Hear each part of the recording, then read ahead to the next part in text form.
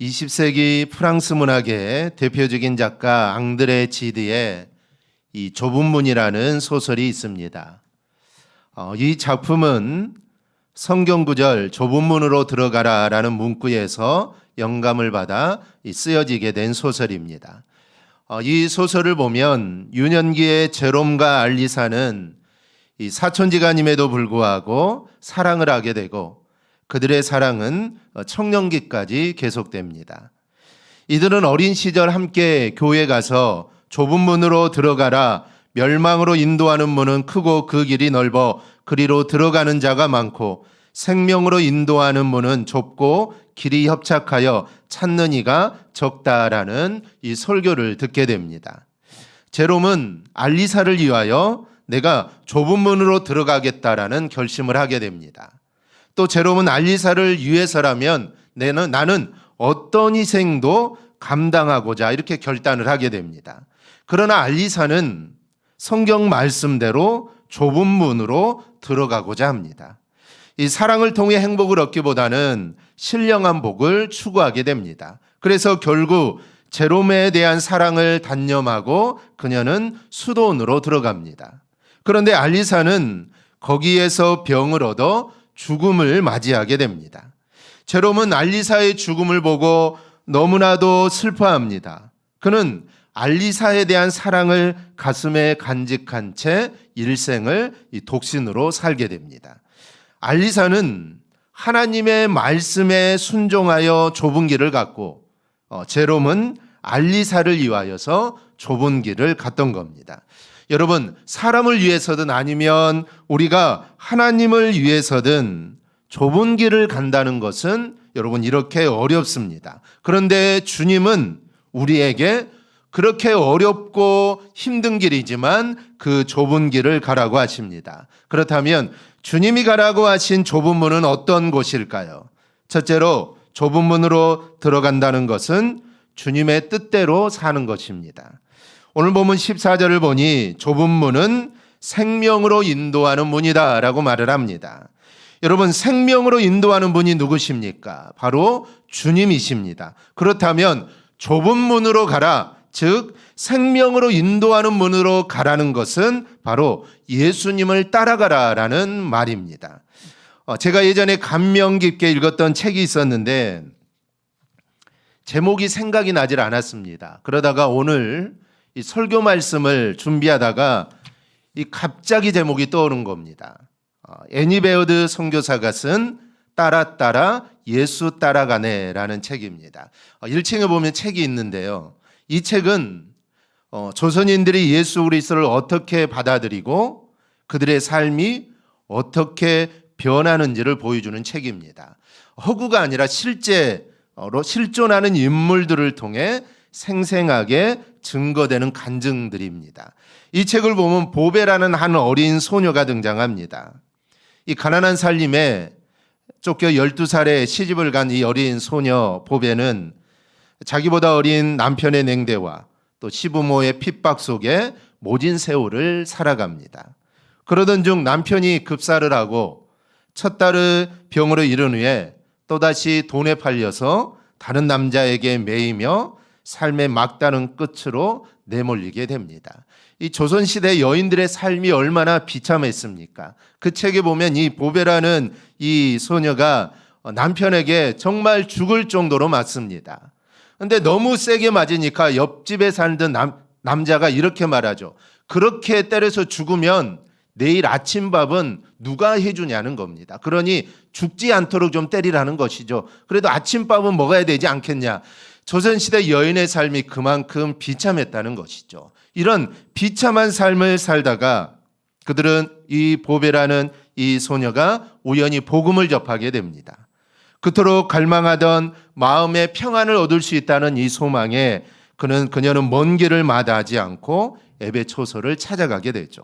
그리고 보배를 통해 새 남편과 식구들이 변화되고 보배를 둘러싸고 있던 무당과 점쟁이 등 어두운 영에 사로잡혀 살던 주변 사람들이 극적인 회심에 이르게 됩니다. 한마디로 예수를 따르는 삶입니다. 그리고 어떻게 예수를 따르는지를 보여주는 책입니다. 한번 꼭 읽어보시기를 바랍니다. 여러분, 주님을 따라가는 삶은 복잡하지 않습니다. 단순 명료한 삶입니다. 책 제목과 같이 따라 예수 따라가네, 그냥 예수님을 따라가면 되는 삶입니다. 다른 생각을 가질 필요가 없다라는 것이죠. 단순 명료합니다. 이 단순 명료한 삶은 십계명을 보면 우리가 알 수가 있습니다. 십계명은 아주 간단 명료합니다. 더 이상 설명이 필요 없습니다. 하나님만 섬겨라. 우상을 만들거나 섬기지 말아라. 하나님의 이름을 함부로 부르지 말라. 안식일을 지켜라. 부모를 섬겨라. 살인하지 말라. 간음하지 말라. 도적질하지 말라. 거짓말하지 말라. 남의 것을 탐내지 말라. 여러분, 십계명은 단순 명료합니다. 복잡하지 않습니다. 그리고 이 계명을 어기면 외가 없이 모두 다 죄입니다. 그리고 그 죄에 대한 책임을 반드시 물으십니다. 그런데 여러분, 세상의 법을 보십시오. 폭행을 하고 심지어 사람을 죽여도 술 먹어서 그랬다고 봐주고, 심신이 미약하다고 봐주고, 초범이라서 봐주고, 좋은 변호사 써서 감형되고, 이래서 봐주고 저래서 봐줍니다.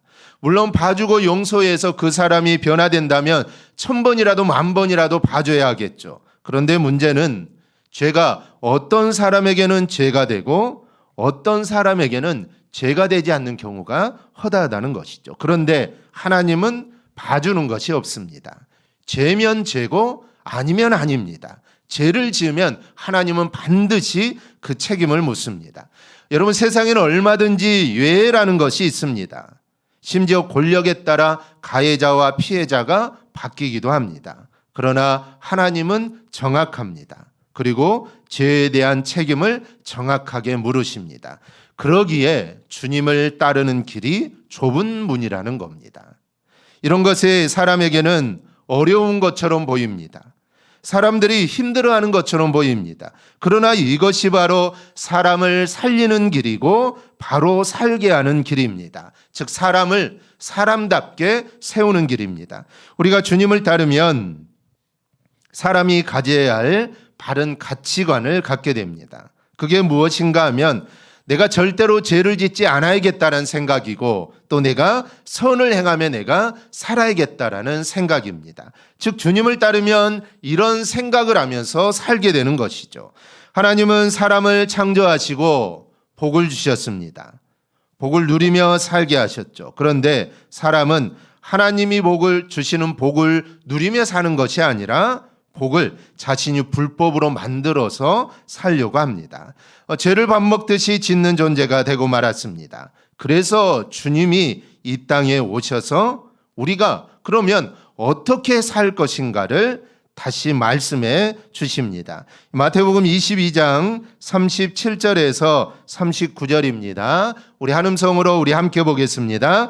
예수께서 이르시되 내 마음을 다하고 목숨을 다하고 뜻을 다하여 주 너의 하나님을 사랑하라 하셨으니 이것이 크고 첫째 되는 계명이요 둘째도 그와 같으니 내 이웃을 내 자신같이 사랑하라. 아멘. 한마디로 사랑하며 살라는 겁니다.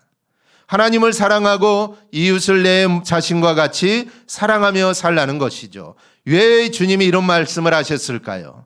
사랑하며 살지 못했기 때문입니다. 그런데 주님은 그런 삶을 사셨습니다.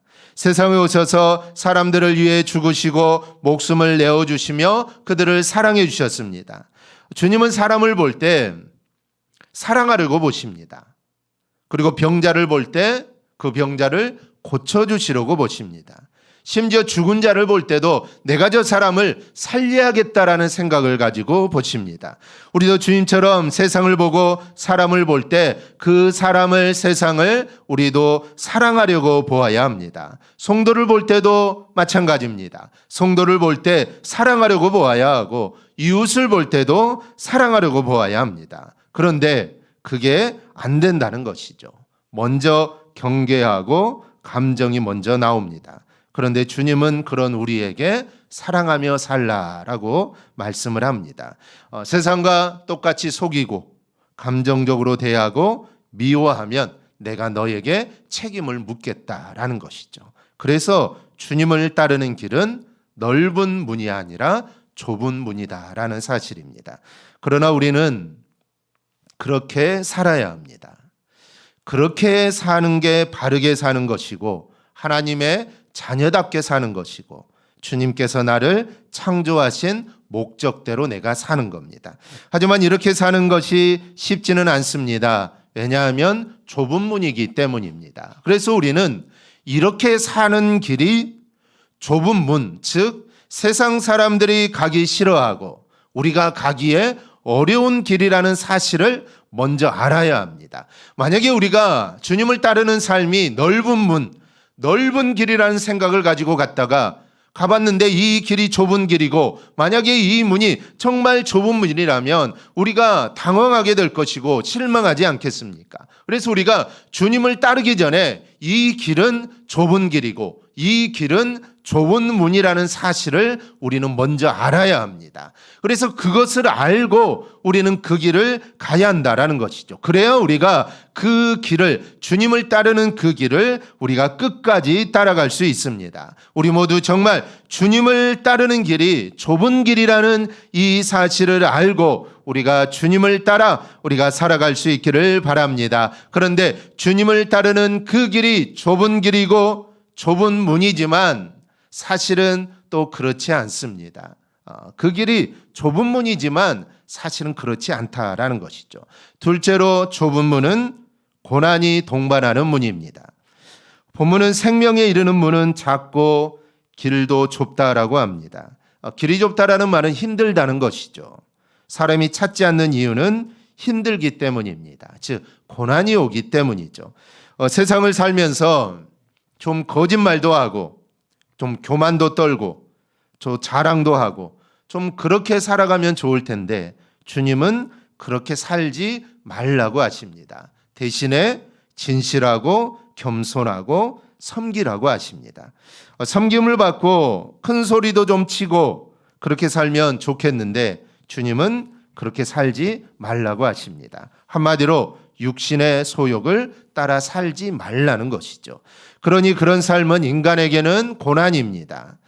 세상 사람들이 살아가는 방식대로 살지 않고 세상 사람들이 생각하는 생각대로 생각하지 않고 세상 사람들이 말하는 대로 말하지 않고 산다는 것은 이거는 한마디로 고난입니다. 그래서 주님은 나는 마음이 온유하고 겸손하니 나의 멍에를 메고 내게 배우라라고 하십니다. 즉 주님은 배우라고 하시죠. 그런데 우리는 잘 배워지지가 않습니다.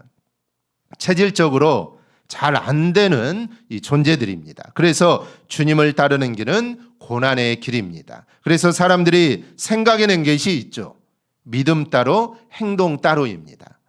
육신의 연약함을 핑계 삼아 세상과 타협하며 살려고 합니다. 이런 모습은 이스라엘 백성들의 모습에서 우리가 흔히 볼 수 있습니다.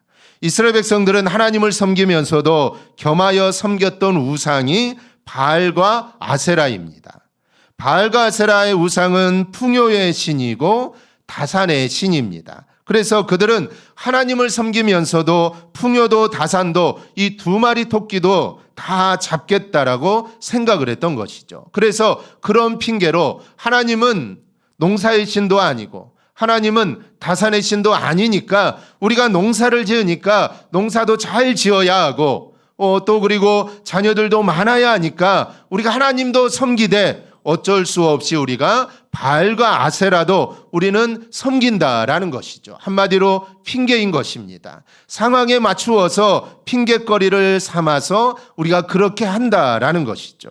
그래서 여호수아는 이런 생각을 강하게 질책하면서 이렇게 말합니다. 여호수아 24장 15절입니다. 우리 함께 보겠습니다. 만일 여호와를 섬기는 것이 너희에게 좋지 않게 보이거든 너희 조상들이 강 저쪽에서 섬기던 신들이든지 또는 너희가 거주하는 땅에 있는 아모리 족속의 신들이든지 너희가 섬길 자를 오늘 택하라. 오직 나와 내 집은 여호와를 섬기겠노라. 아멘. 나와 내 집은 여호와만 섬기겠다는 겁니다. 그러니 너희도 잘못된 것을 버리고 바알과 아세라를 버리고 하나님만 섬기라는 것입니다. 그리고 후에 엘리사 선지자도 이렇게 말합니다. 너희가 어느 때까지 둘 사이에 머뭇머뭇하려느냐. 여호와가 만일 하나님이면 그를 따르고 바알이 만일 하나님이면 그를 따를지니라. 즉 둘 중에 하나를 선택하라는 것입니다. 이 말은 하나님을 따르라는 것이죠. 하나님도 섬기면서 세상의 이익도 따라가겠다는 이런 생각을 강하게 질책하십니다. 그렇다면 주님을 섬기다가 고난을 당하게 되면 여러분 우리가 어떻게 해야 할까요? 그것은 바로 고난을 받으라라고 하십니다. 디모데후서 2장 3절입니다. 너는 그리스도 예수의 좋은 병사로 나와 함께 고난을 받으라라고 말씀을 합니다.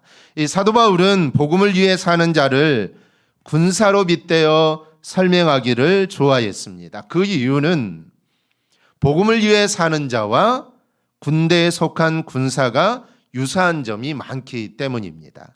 많은 것이 있지만 그중 바울이 여기에서 상기시키는 것은 바로 고난입니다.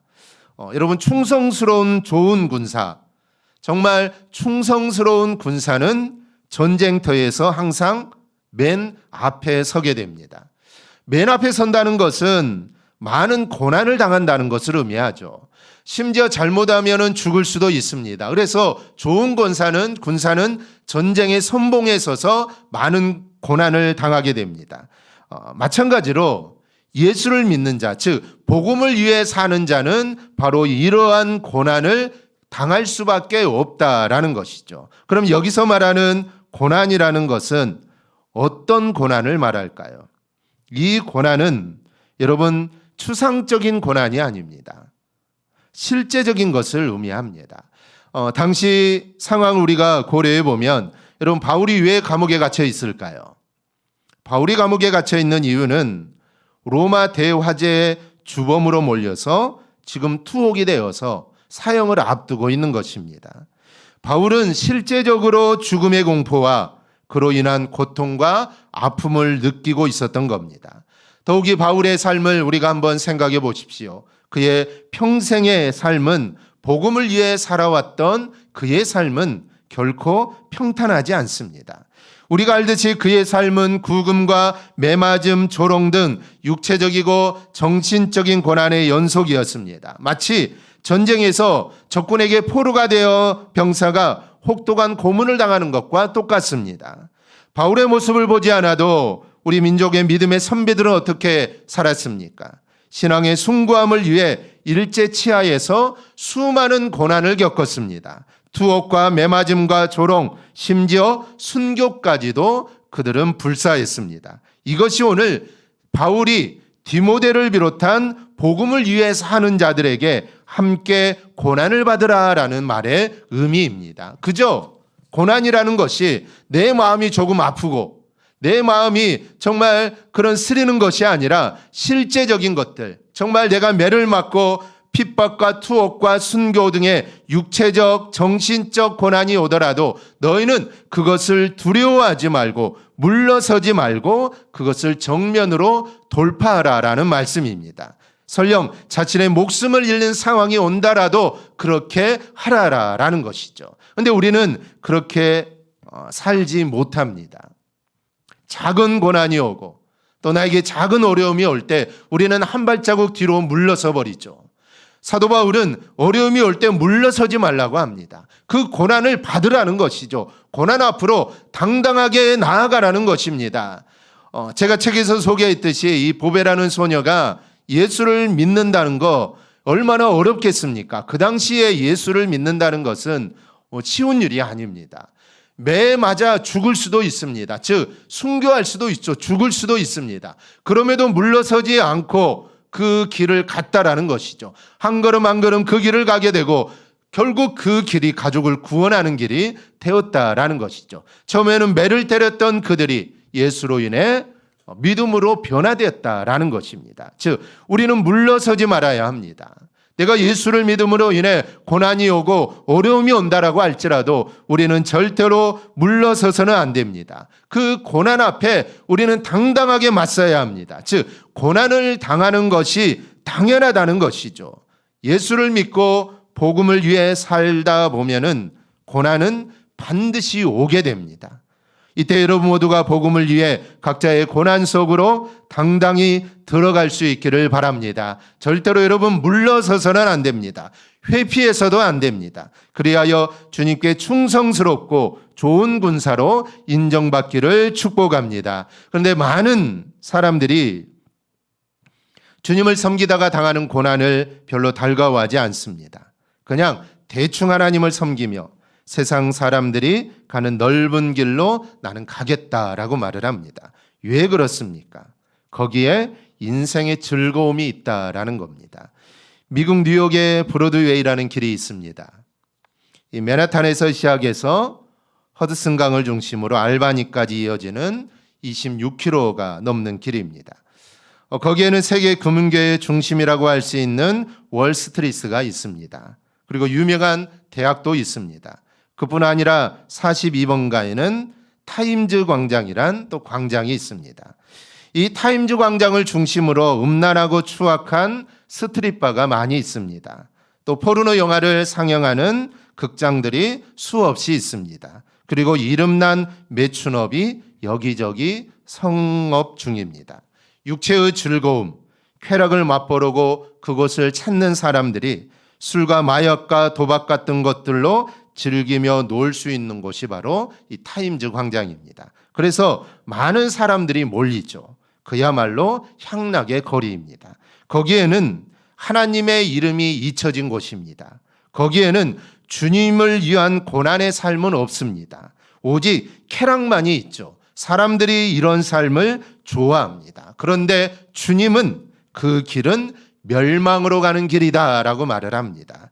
그런 길은 크고 그 길이 넓어 그리로 들어가는 자가 정말 많다는 것이죠.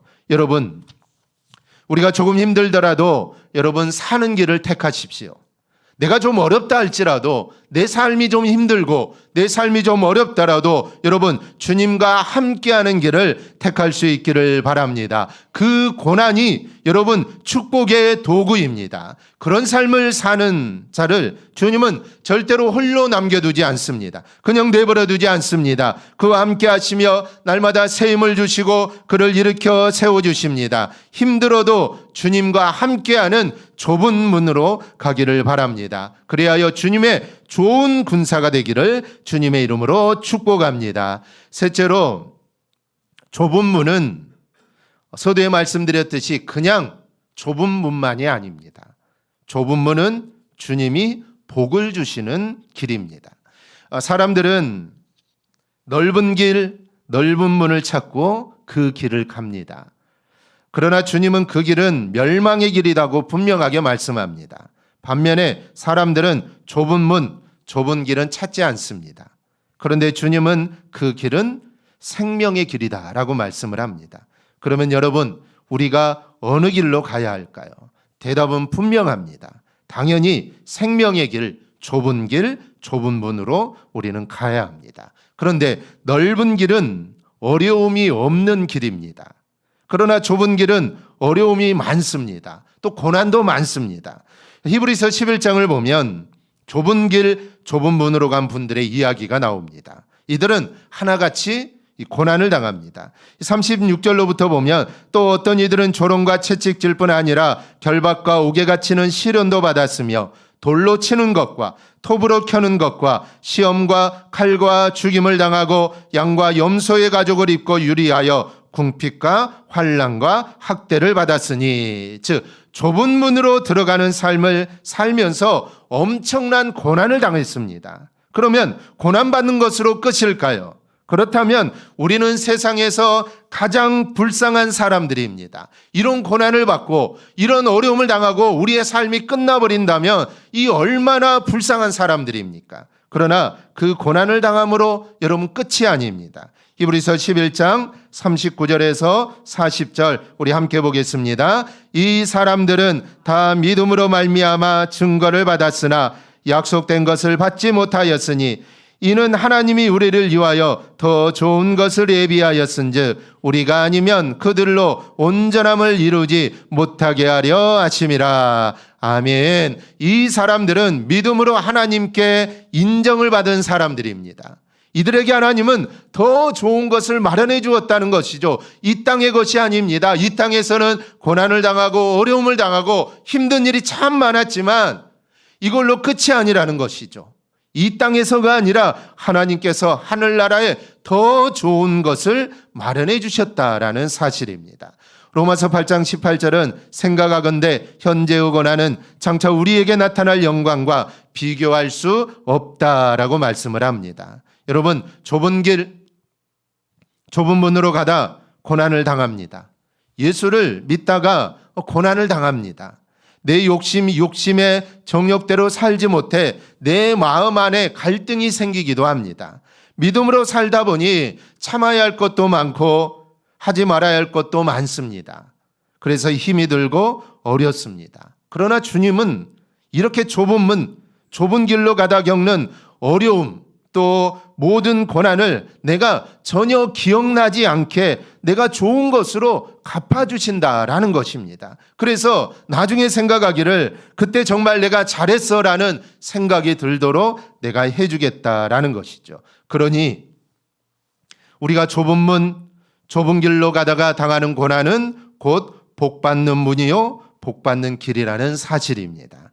이 마요네즈와 피클 또 케첩 등으로 전 세계를 속권하다시피 한 이 하인츠 식품회사의 창시자인 헨리 존 하인츠는 이 1919년 세상을 떠나기 직전에 자기의 어머니인 애니 마거레타 하인츠를 위해 예배당을 건립하라는 유언을 자식들에게 남기고 떠나게 됩니다. 이에 하인츠의 자녀들은 5년에 걸친 대공사 끝에 미국 피츠버그 대학 캠퍼스 내에 자신들의 부친과 또 할머니를 위한 예배당을 완공하고 그 이름을 하인츠 기념 예배당이다라고 붙입니다. 그림처럼 아름다운 이 예배당은 피츠버그의 상징물 중 하나로 손꼽히고 있습니다. 그러나 그 예배당을 직접 찾아가 그 어느 곳을 둘러보아도 심지어 교회 안에서까지도 예수 그리스도를 찾아볼 길은 없습니다. 물론 거기에도 목사가 있고 주일마다 예배가 드려지고 있지만 어느 모로 보아도 그 예배당은 이름 그대로 주님과는 전혀 무관한 오직 하인츠의 예배당일 따름입니다. 이런 하인츠의 예배당은 오늘날의 교회가 주님의 교회이기보다는, 즉 주님이 주인이기보다는 세상에서 출세하고 성공한 사람들이 교회의 주인이라는 현실을 보여주는 것입니다. 주님을 믿는다는 것은 나 중심의 사고에서 주님 중심으로, 세상 중심의 생각에서 주님 생각의 논리로 생각이 바뀌는 것을 의미합니다. 여전히 내가 예수를 믿었어도 여전히 내 생각이 나의 중심, 내 중심으로 생각하고 내 중심으로 행동한다면 우리는 주님을 온전히 믿는 게 아닙니다. 주님을 온전히 믿는다면 우리의 사고방식, 우리의 생각이 바뀌어야 한다라는 것이죠. 즉 어떤 사람을 볼 때 우리가 어떤 사람을 볼 때 예수 믿는 자는 내가 저 사람을 어떻게 구원할 수 있을까? 내가 어떻게 저 사람을 예수 믿게 해서 정말 하나님의 사람이 되게 할 수 있을까라고 생각하겠지만 사람의 예수를 믿은 후에도 생각이 바뀌지 않는다면 내가 저 사람을 어떻게 이용해서 내 이익을 얻을 수 있을까? 이런 생각들을 하게 된다라는 것이죠. 그런데 내가 만약에 전에 내가 어떤 일을 하면서 저 사람을 통해서 내가 어떤 이익을 얻을 수 있을까? 저 사람과 친해져서 내가 어떤 유익을 얻을 수 있을까? 이런 생각을 가지고 있다가 예수를 믿은 후에 우리의 생각들이 이제 바뀌어야 한다는 것입니다. 일보다는, 이익보다는 내가 저 사람을 어떻게 구원할 수 있을까? 저 사람이 예수 믿지 않는데 저 사람을 어떻게 하면 내가 예수 믿게 할 수 있을까? 즉 우리의 생각과 사고가 바뀌어야 한다는 것입니다. 이게 바로 우리가 진정으로 주님을 믿고 주님을 따르는 자의 삶입니다. 세상 사고방식을 버리지 않고 우리가 참된 그리스도인이 되는 길은 없습니다. 진리의 좁은 문을 선택했다는 그 자체가 이미 세상 사고의 넓은 문을 포기했음을 의미합니다. 바로 여기로부터 그리스도의 순결과 거룩이 나옵니다. 달라진 삶이 나옵니다. 이 믿음의 인물을 많이 길러낸 이 경남 거창고등학교에 직업 선택의 10개라는 게 있습니다. 그 중에 몇 가지를 보면 첫째는 월급이 적은 곳을 택하라. 또 하나는 내가 원하는 것이 아니라 나를 필요로 하는 것을 택하라. 승진의 기회가 거의 없는 곳을 택하라. 모든 조건이 갖추어진 것을 피하고 처음부터 시작해야 하는 황무지를 택하라. 즉 상식적으로는 맞지 않는 내용이죠. 직업을 선택하면서 당연히 월급을 많이 주는 것을 택해야겠죠. 똑같은 조건인데 여기는 월급을 적게 주고 여기는 월급을 많이 준다면 당연히 월급을 많이 주는 곳을 가는 게 맞습니다. 그리고 내가 원하는 것이 아니라 내가 원하는 곳을 가는 게 맞습니다. 나를 필요로 하는 곳에 가는 게 맞죠. 하지만 상식적으로 이거는 맞지 않는 일들이죠. 한마디로 좁은 문으로 들어가라라는 것입니다. 이렇게 좁은 문을 선택한 사람들로 인해 여러분 세상에 하나님의 이름이 드러나고 복음이 여러분 전파되는 것입니다. 우리 성도는 이런 삶을 살아서 정말 하나님을 기쁘시게 해드려야 합니다. 여러분 좁은 문으로 들어가십시다. 예수 믿다 당하는 고난 여러분 두려워할 필요가 없습니다. 오히려 이러한 예수 믿다가 당하는 고난이 나에게 있다는 것을 우리는 즐거워해야 합니다. 그 길이 참된 길이요 진정한 복의 길이기 때문입니다. 요즘은 예수 믿다가 당하는 고난들이 별로 없습니다. 그렇게 있기는 있지만 그렇게 많지는 않죠. 그래서 내가 예수를 믿다가 고난당하는 상황들이 별로 있지 않습니다. 그렇기 때문에 어쩌다가 내가 예수님 때문에 혹시 고난을 당한다면 그때 정말 기뻐해야 합니다. 야, 믿음의 선진들은 예수님 때문에 정말 많은 고난들을 당했는데 나는 정말 고난도 없이 이렇게 예수를 잘 믿었는데 야, 내가 이제야 예수님 때문에 내가 고난을 당하는구나. 정말 기쁘게 생각하고 그 고난을 내가 받아야 합니다. 그리고 그 고난 앞으로 당당하게 나가야 합니다. 즐거워해야 합니다. 기뻐해야 합니다. 그 길이 참된 길이고 진정한 복을 받는 길이기 때문입니다. 우리 모두 이 사실을 기억하고 우리 주님이 기뻐하시는 좁은 길 그리고 좁은 문을 선택하는 삶을 꼭 살아가기를 주님의 이름으로 축원합니다. 아멘. 기도하겠습니다.